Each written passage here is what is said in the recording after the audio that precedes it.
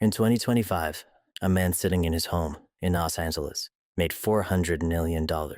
Just himself, his brother, and a handful of AI tools. Tools he didn't treat as assistants, he treated them as his entire company.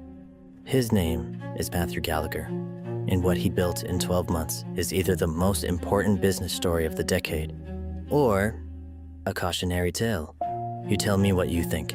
Gallagher is the founder of Medvi, a direct-to-consumer telehealth platform that went from 300 customers to more than $250,000 in under a year, generating $3 million every single day with 2 full-time employees.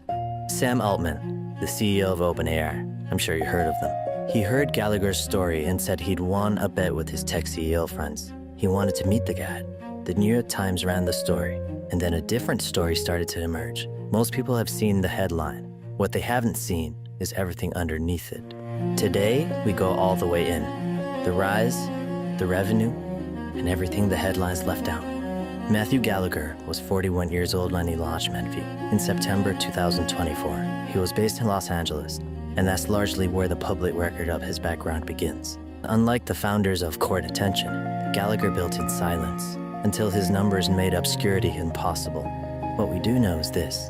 By 2024, he had been watching the AI tools landscape, and he believed a real bet could be placed. Large language models had matured. Workflow automation had become accessible to anyone willing to spend time figuring it out. In the GLP-1 weight loss drug market, the world of Ozempic, demand for these drugs had grown faster than the traditional healthcare system could keep up with. The market was screaming for a faster path.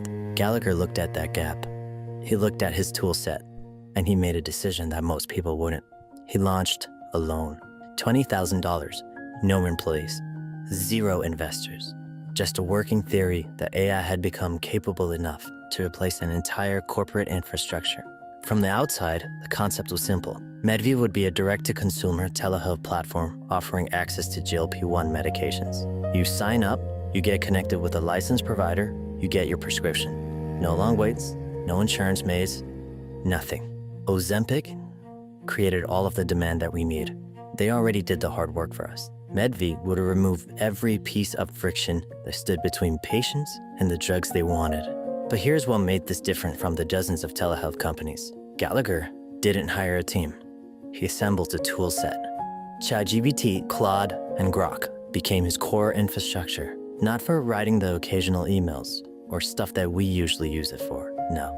But for doing the work that entire departments exist to handle. He used AI the way other companies use staff, as a function, not a feature. Gallagher wasn't trying to do everything himself.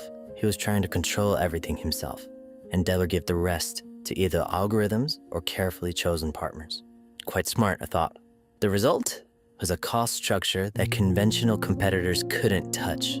300 customers became 1,000. 1,000 became 10,000. The GLP-1 demand wave kept building, and Medvi was positioned directly in its path. By the end of 2025, Medvi had more than 250,000 active customers. It was recording a 16.2% net margin, and it had generated $401 million in its first year. $401 million. $3 million a day. The math was almost offensive, and the story was about to get much bigger. Sam Altman, the man arguably most responsible for the AI tools that made Medvi possible, had gone on a podcast and made a specific prediction. A one-person business worth $1 billion, Altman said, would have been unimaginable without AI. But now, he said it will happen, and that he wanted to meet Matthew. Think about what that moment meant. The CEO of OpenAI was publicly pointing to one 41-year-old in Los Angeles as evidence that the future had arrived ahead of schedule. Not a team of engineers, a guy at home with a tool set and a theory. Dude, that can literally be one of us watching this video right now. The story spread everywhere. For a window, Matthew Gallagher was the story of 2026. And then the questions started. A different picture of Medvi was being pieced together, one that the coverage largely left out. Researchers and journalists digging into Medvi's advertising found what appeared to be 800 Facebook accounts purporting to be doctors, all of them running ads for Medvi's drugs. When the meta ad library was searched for the word Medvi in April 2026, it returned more than 5,000 active advertisements.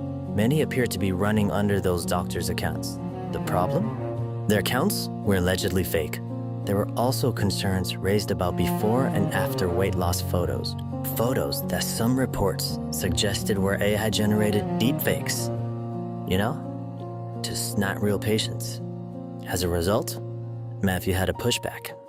He claimed that at least some of the problematic advertising was the work of affiliate marketers who were using his company's name without permission, a defense that may have merit, and that, as of now, remains contested. What isn't contested is the complexity of the picture, because here's what makes the Medvi story genuinely difficult to resolve. None of the allegations, even if proven true, erase the structural reality.